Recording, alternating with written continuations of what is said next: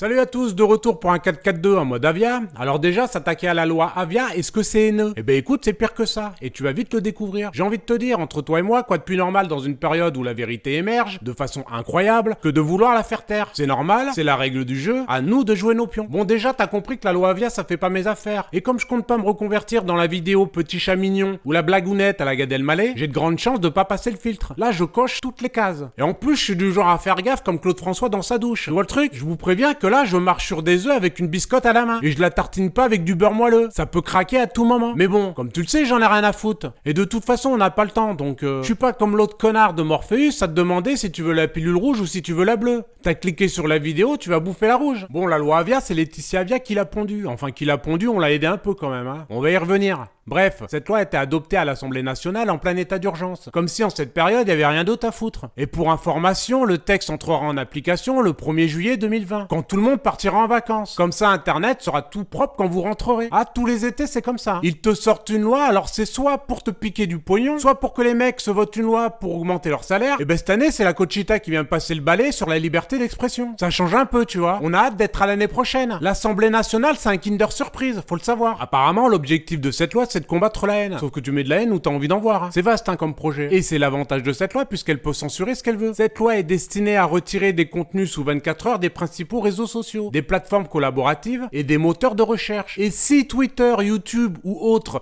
ne respectent pas le délai, ils s'exposent à une amende pouvant aller jusqu'à 1 million d'euros ou 4% du chiffre d'affaires annuel mondial de la plateforme. À ce prix-là, je suis pas sûr que la réunion concernant ma vidéo va durer très longtemps. D'ailleurs, je suis même pas sûr qu'il y aura une réunion, hein, qu'on se mette bien d'accord. Donc t'as compris que de peur de prendre une amende, va y avoir du coup de serpillière. Ça va lessiver sévère. À plus de 1000 demandes par jour à traiter en 24 heures, ça va jouer au pouf pouf ce truc. Donc, on va confier à Google, Twitter, Facebook, YouTube, etc. le soin de censurer. On délègue le pouvoir de censurer à des organismes privés. Plus besoin de justice parce que la censure se fait dans les 24 heures en interne. Ça veut dire que ce n'est plus à la justice de faire son travail, mais à la subjectivité humaine via les GAFA, selon la sensibilité de la personnalité face aux propos et de l'interprétation qu'elle va en faire. Imagine, c'est un mec comme Valls qui est habilité, dans une semaine c'est No Man's Land sur les réseaux sociaux. Et attendez, c'est pas terminé. L'autorité administrative peut ordonner le blocage de l'accès à tous les sites reprenant, partiellement ou totalement, le contenu d'un site préalablement interdit par la justice. Les acteurs de la publicité sont aussi dans la boucle pour assécher les finances des celles et ceux qui laissent prospérer ces contenus. Franchement, tu montes ça à Kim Jong-un,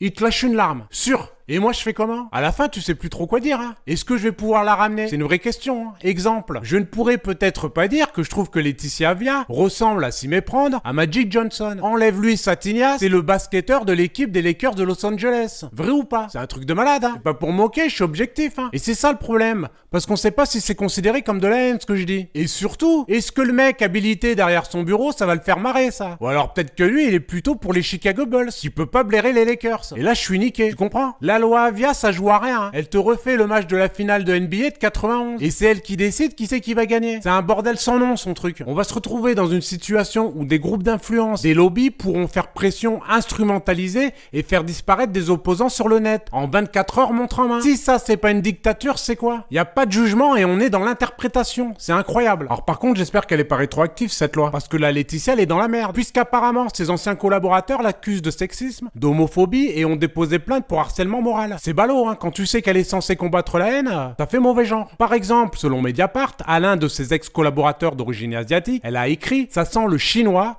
Tu es un faux chinois, tu maîtrises pas Mac. Toujours selon Mediapart en avril 2018, après avoir voté un amendement en faveur des réfugiés LGBT, elle lâchera, on a voté l'amendement des PD. Apparemment, en privé, c'est la fête du slip, hein. Elle se lâche, la Letty. Sans oublier le chauffeur de taxi qu'elle a mordu parce qu'elle ne voulait pas payer la course d'un montant de 12 €, au chauffeur qui avait une panne sur son terminal de paiement par carte bancaire, il voulait l'emmener à un distributeur de billets, l'autre, elle voulait pas, hein. Elle te l'a chicoté, direct. En fait, Laetitia Avia, pour pondre cette loi, elle s'est juste penchée sur son passé et a noté tout ce qu'il fallait pas faire. Grosso merdo, la loi Avia, c'est ça. Bon, après, il y a peut-être autre chose, hein. Si tu fouines un peu et que tu commences à me connaître, il y a peut-être un truc qu'on t'a pas dit. Et c'est pas les médias qui te diront quoi que ce soit. Les médias, ils te donnent ce qu'ils ont envie de te donner. Ils te donnent la béquée. Avec moi, c'est place au festin. Donc vas-y, serre-toi, on mange avec les doigts ici. On fait ça à la bonne franquette. Comme dirait ma mère, quand il y en a pour un, il y en a pour 10. Pour venir à la générosité, si ma générosité peut emmerder les élites, appelle-moi Mère Teresa. Je vais te changer l'eau en vin à ma manière. Et ce sera pas de la piquette de chez Lidl. Il sera goûtu avec la robe l'Europe qui va avec. Bouge pas, je m'occupe de la cuvée. Donc avant de fouiner, je regardais Zemmour sur une chaîne d'information. Il avait peur qu'avec cette loi, on ne puisse plus critiquer l'islam. Et franchement, il a raison, Zemmour. Il ne faut pas censurer la critique. Même si c'est vrai que sa liberté d'expression à lui, elle est plutôt grande, puisqu'il a son émission sur CNews pour le faire. Donc ça va. On va dire que Zemmour est plutôt bien loti. Ce qui m'a titillé, c'est que quand tu l'écoutes, c'est limite à cause des musulmans que cette loi existe. Ce serait pour faire taire la critique contre l'islam. Hop hop hop, petit curibri, tu vas où comme ça, Riku? T'as loupé un épisode ou quoi? Qu'est-ce qui t'arrive? Mais bouge pas, je vais t'aider à comprendre. On va remonter la genèse. C'est important de dire les choses. Donc, pour comprendre la loi Avia, il faut remonter en mars 2018, lors du dîner du CRIF. Le président Macron annonce confier une mission pour lutter plus efficacement contre la haine. Le 21 septembre 2018, Gilles Taïeb, vice-président du CRIF, la mission que le gouvernement nous a confiée avait des termes bien précis et une feuille de route très claire. Nous avons eu 4 mois et demi pour répondre à la commande du gouvernement faite lors du dîner du président de la République au dernier dîner du CRIF. Le 20 février 2019, à l'occasion du dîner du CRIF, Emmanuel Macron annonce que la députée Laetitia Avia va déposer une proposition de loi pour lutter contre la haine sur Internet. Le 22 mars 2019, le président du CRIF, Francis Khalifa, et Gilles Taïeb, vice-président du CRIF, reçoivent Laetitia Avia pour comprendre et discuter le projet de loi sur la haine sur Internet qu'elle s'apprête à présenter à l'Assemblée nationale. Comme vous pouvez le voir, tout se passe au CRIF. Donc Zemmour va devoir revoir sa copie. Posez-lui la question de savoir pourquoi il ne le souligne pas. Ce serait intéressant de connaître son avis, quand même. Ah mais vous savez, il y a des images qui en disent long. On sent qu'il y en a qui font des choses mais qui n'ont pas trop envie de les faire. Et on aimerait bien comprendre pourquoi ils les font. Tout est là, hein. Regardez juste, j'ai même pas besoin de parler. Hein. D'ailleurs, ça me rappelle Elisabeth Lévy qui raconte face à Richard Prassier comment elle a vu le président du CRIF, Roger Kuckerman, engueuler et donner des ordres aux ministres français. Alors moi, je me dis, qu'est-ce qui se passe? Qui engueule les ministres français? C'est quoi ce dîner du CRIF? Bon, t'as vu que je viens de te faire ça en slalomant dans une luge. Par contre, il y a de grandes chances que je rentre dans la catégorie des antisémites. C'est l'étape après le complotisme, apparemment. Même si tu l'es pas, c'est comme ça, c'est cadeau. Alors attention, si tu critiques les musulmans, t'es aussi islamophobe. Mais au niveau de ta carrière, tu peux avoir une émission sur CNews. Au moins, là, il y a une perspective d'avenir. Par contre, tu peux toujours pisser sur un curé, ce sera juste dans le journal local. Et encore, ils te parleront du bénéfice-qualité de la piste du mec qui a balancé la sauce. J'ai très conscience qu'en disant ça, je m'expose à me faire traiter d'antisémite, mais je voudrais clarifier les choses de façon à ne laisser de doute à personne. J'en ai rien à foutre. Je m'en tartine la rondelle. Moi, c'est la vérité qui m'intéresse. J'expose des faits et je te dis ce que je vois. Et le sabre laser de l'antisémitisme, je m'en tamponne. Personnellement, je crois pas qu'il y ait une prédestination à être un enculé quand t'es juif, musulman, catho ou tout ce que tu veux. Je pense qu'il y a ceux qui ont le courage de voir la vérité et les autres qui se planquent. Moi, je me place avec ceux qui veulent construire et pas censurer les Français. Rappelons que le CRIF ne représente que lui-même et que les juifs de France n'ont pas voté pour être présentés par eux. L'air de rien. C'est limite casse-couille pour certains juifs que de voir ça. C'est même inquiétant. Sur ces bonnes paroles, les amis, je vous annonce qu'un site va voir le jour. Je pensais pas faire ça si tôt, mais l'histoire à la con de lancer m'a bien gonflé. Et j'ai envie d'en découdre. Tous ces médias, j'en peux plus. Les mecs ont laissé traîner cette histoire d'études pendant 6 jours sans enquêter, investiguer, faire leur boulot de journaliste, quoi. Rien. Du coup, interdiction de l'hydroxychloroquine et juste après, on apprend qu'en fait, cette étude, c'est comme une grosse marque de pisse avec des journalistes qui pataugent dedans. Là, ça m'a un peu froissé. Donc, touche à rien, je vais m'occuper de vous donner l'info. Bon, ça se fait pas comme ça, mais bon, t'inquiète pas, avec 2 bouts de carton et du scotch, je te bricole une Rolls-Royce. Je suis du genre nerveux comme garçon. Je vous tiens au courant concernant l'avancement. Soyez pas trop pressés, faut faire ça bien. Et je tape sur du long terme. Donc, je compte sur vous pour m'épauler. Mais voilà, je suis chaud bouillant. Il y a moyen de foutre le bordel et de rendre au peuple ce qui lui est dû. De toute façon, faut se bouger le cul. Et moi, je vais le faire les doigts de pied en éventail, avec le sourire aux lèvres. Faut bien comprendre que pour moi, faire chier les élites, c'est une passion. Je t'explique un truc. Je t'en place une dernière avant de partir. Histoire véridique. Moi, j'ai redoublé le CP. Et tu sais pourquoi? Parce que je voulais toujours m'amuser.